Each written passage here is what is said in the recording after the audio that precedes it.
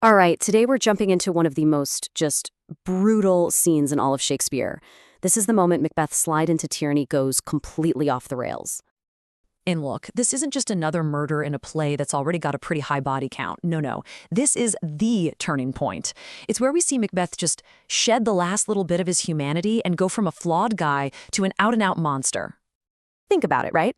The murders of Duncan and Banquo, those happened off stage. They were calculated, driven by ambition. But this is something else entirely. It's right there, on stage. It's personal, and it is deeply, deeply shocking. Shakespeare forces us to watch as pure paranoia drives Macbeth to slaughter a woman and her child.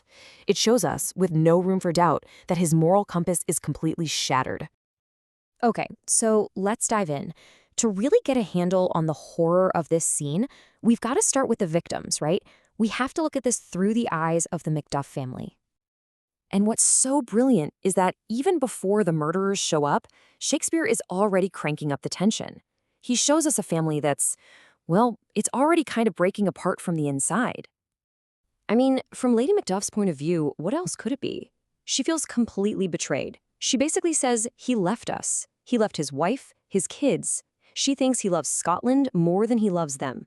And he's left them totally exposed in what has become the most dangerous place on earth, Macbeth, Scotland. But then, right in the middle of all this fear and betrayal, Shakespeare gives us this incredibly loving and even funny conversation between Lady Macduff and her son. It's this little island of warmth and wit, and honestly, it just makes what's about to happen 1,000 times more gut-wrenching. And this is where Shakespeare brings in some really powerful imagery.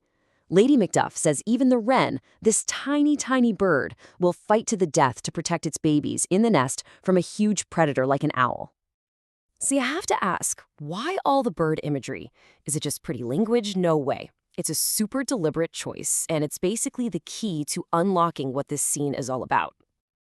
It does a few things, really. First, it highlights their vulnerability. They're just poor birds. Second, it sets up this whole natural versus unnatural conflict. You've got the wren, a symbol of natural family love, up against the owl, Macbeth, this unnatural predator in the night. And then there's the irony, which is just tragic. Later she asks, "Whither should I fly? Where can I go?" And it echoes that bird metaphor because, as we know, there's absolutely nowhere for her to escape.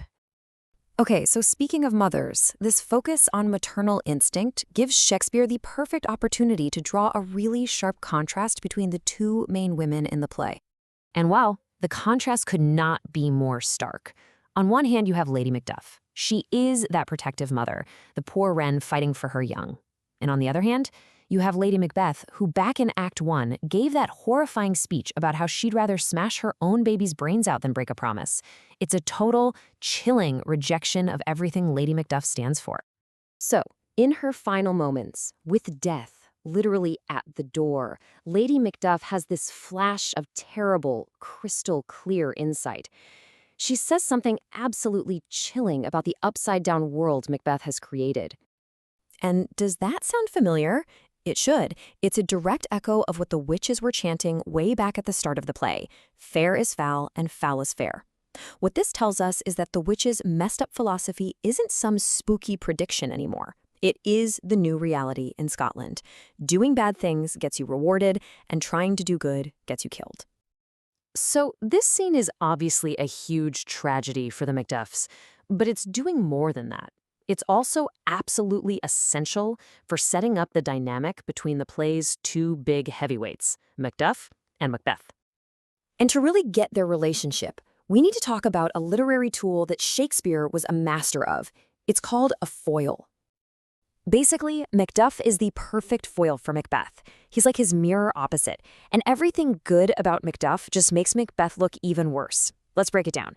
Macbeth is a tyrant. Macduff is a patriot. Macbeth's ambition is all about him. Macduff's is for Scotland. And here's the big one. Macbeth is childless and destroys families, while Macduff is this loving husband and father. Every good thing we see in Macduff just throws a brighter spotlight on how truly monstrous Macbeth has become. All right, so let's zoom out a bit. When you look at the big picture, this single scene is what really locks this play in as a classic tragedy. It's like the linchpin holding the whole structure together. You know, the ancient Greeks, guys like Aristotle, they kind of wrote the rule book for this stuff. And the whole idea is centered on this figure called the tragic hero. This is supposed to be a great man, someone of high standing, who has one fatal flaw. They called it hamartia. And that one flaw leads to his complete and utter downfall. And for Macbeth, this is that moment. This is his peripeteia, the point of no return. You can't just undo the murder of a defenseless woman and her child. It's the ultimate line to cross. He's stepped over a moral event horizon, and there is absolutely positively no coming back from it. Yeah, because this murder isn't for ambition, right? It's not to get the crown, it's just a raw, paranoid, vicious act. It's the moment the audience loses any last shred of pity we might have had for him. He goes from being a flawed hero to a pure tyrant. And in doing so, he perfectly completes that arc of the tragic hero we were just talking about. So what's the big takeaway here? When you strip it all away, why does Act 4, Scene 2 matter so much?